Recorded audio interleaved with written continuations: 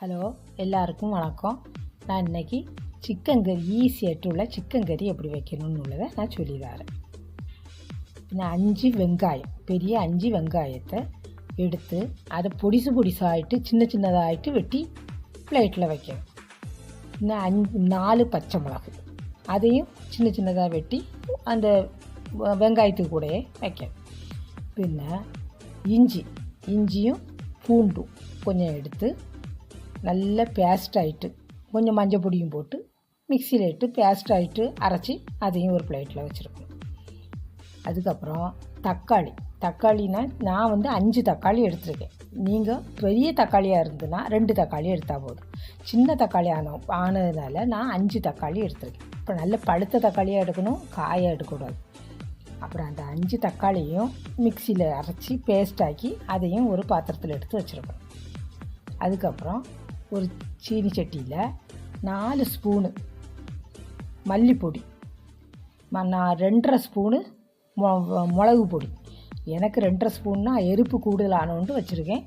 உங்களுக்கு எவ்வளவு எரிப்பு வேணுமோ அதுக்கு தகுந்தபடி நீங்கள் வச்சா போதும். 2.5 ஸ்பூனு மிளகு பொடியும் போட்டு 1 ஸ்பூனு மஞ்சள் பொடியும் போட்டு அது அடுப்பை சிம்மில் வச்சுட்டு வறுக்கணும். அது கறியவும் கூடாது, செவக்கு இந்த பச்சை வாடை மட்டும் போனால் போதும்.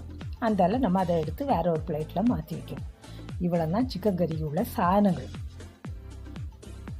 அதுக்கப்புறம் சிக்கன் கறி நம்ம வைக்க போகலாமா?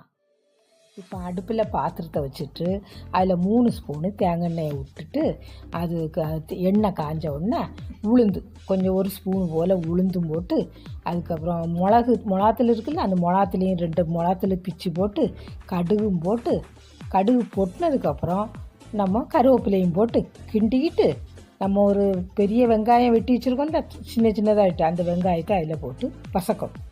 அது வசங்கிறதுக்கு வெங்காயம் சீக்கிரம் வசங்கணுன்னா நம்ம கொஞ்சம் உப்பு போட்டால் அப்போ சீக்கிரம் வசங்கும். அது ஒரு 1/2 ஸ்பூனு போல் உப்பும் போட்டு அந்த வெங்காயத்தை வசங்கணும். வெங்காயம் கரியக்கூடாது, செவக்கவும் கூடாது. பகுதி வசங்கினாலே போதும். பகுதி வசங்கி அந்த பச்சை வடை போனோன்னா நம்ம இந்த இஞ்சி பூண்டு அரைச்சி வச்சுருக்கோம்ல, அந்த அரைச்சி வச்ச அந்த இதையும் பேஸ்ட்டையும் அதில் போட்டு கொஞ்சம் கிண்டணும். அதுவும் பச்சை வடை போகணும். பச்சை வடை போனதுக்கப்புறம் அந்த இறைச்சி, நான் சிக்கன் 1.5 கிலோ சிக்கன் வாங்கி வச்சுருக்கேன். மஞ்சள் பொடி போட்டு கழுவி எடுத்து சுத்தமாட்டு வச்சுருக்கேன். நனைஞ்சு தண்ணி விட்டு கழுவணும். அந்த ரத்த வாடை போகுது வர கழுவி வச்சுருக்கணும்.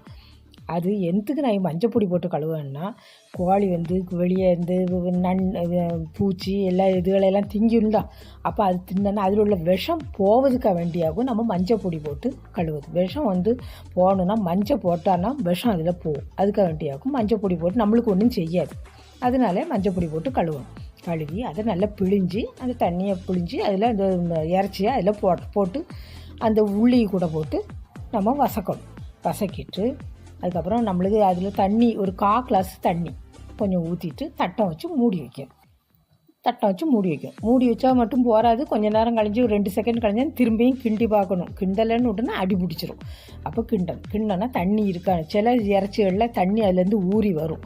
இல்லைன்னு விட்டுனா நம்ம இன்னொரு 1/4 கிளாஸ் ஊற்றி கிண்டிக்கிட்டு அதுக்கப்புறம் கொஞ்சம் வெந்து கிடச்ச உடனே அதுக்கப்புறம் நம்ம தக்காளி அரைச்சி வச்சுருக்கீங்களா, அந்த தக்காளி அரைப்பையும் தூக்கி அதில் போடணும். அந்த அரைச்சதையும் போட்டு கிண்டிட்டு திரும்பியும் அந்த தட்டம் வச்சு மூடி வச்சுட்டு அது ஒரு 2 செகண்ட் கழிஞ்சதுக்கப்புறம் திரும்பியும் இலக்கி தட்டத்தை எடுத்துக்கிட்டு கிண்டி பார்த்து அந்த இறைச்சி அந்த முள்ளிலேருந்து அந்த இறைச்சி இலகி வரணும். அப்படி அந்த கரண்டியை வச்சு அப்படி உடைச்சாச்சுன்னா அது உடையணும்.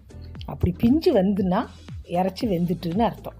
அது வெந்ததுக்கு அப்புறம் தான் நம்ம இந்த அரைப்பை போட்டு கிண்டணும். மல்லிப்பொடியும் மிளகு பொடியும் உள்ள அரைப்பை போட்டு கிண்டி கொஞ்சம் நேரம் அந்த மணம் போகணும், அந்த பச்சை வாடை போனதுக்கப்புறம் அந்த சிக்கன் மசால் பொடி உண்டுல்ல, அந்த சிக்கன் மசால் பொடியை 2 ஸ்பூனு போட்டு அதையும் இது கூட போட்டு கிண்டி அது எனக்கு சிக்கன் மசால் பொடி போடலைன்னா லாஸ்ட்டு போட்டால் தான் அதில் உள்ள மனம் கிடைக்கும். போட்டாச்சுன்னா அந்த சிக்கனுக்குள்ளே மனம் போயிடும். அதுக்காகவும் லாஸ்ட்டில் சிக்கன் மசால் பொடி லாஸ்ட்டில் தான் போடணும்.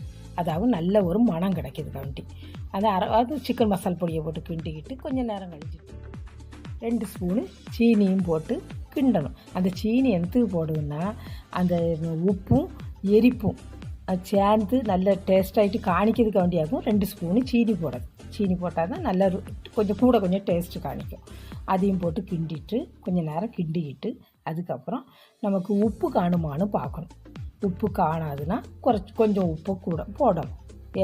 தேவைக்குள்ள உப்பை போட்டுட்டு அதையும் கிண்டிக்கிட்டு தேங்காய் 3 ஸ்பூன் முதலையும் தேங்காய் ஊற்றிருக்கீங்க. லாஸ்ட்லேயும் ஒரு 3 ஸ்பூனு தேங்காய் அதுக்கு மேலே விட்டுட்டு கிண்டணும். கொஞ்சம் நேரம் கிண்டி முடிச்சுட்டு மல்லி இலை இருக்குல்ல, மல்லி இலை ஒரு கொத்து எடுத்தால் மதி. கைக்கு ஒரு பிடி கொஞ்சம் மல்லி இலை எடுத்து பொடிசாக வெட்டி அதுக்கு மேலே போடணும். போட்டு கொஞ்சம் நேரம் கழிஞ்சிட்டு அதையும் கிண்டி இறக்கணும். அவ்வளவுதான் சிக்கன் கறி. இவ்வளோ தான் செய்யணும். இப்போ சிக்கன் கறி எவ்வளோ ஈஸியாக வைக்கலான்னு உள்ளது நான் உங்களுக்கு சொல்லி தந்துட்டேன்ல. இதை படிக்காத பிள்ளைகள் கூட, சமையல் தெரியாத பிள்ளைகள் கூட சீக்கிரத்தில் இதை பார்த்தா படிச்சிடும். அந்த அளவில் நான் உங்களுக்கு சொல்லி தந்துருக்கேன். அதில் உங்களுக்கு என்ன சந்தேகம் இருந்துன்னா கமெண்ட்ஸ் பாக்ஸில் போடுங்கோ. நான் உங்களுக்கு அதுக்கு தெரியாதது நான் உங்களுக்கு சொல்லி தரேன். நீ அடுத்த வீடியோவில் பார்க்கலாம். Tata, bye by.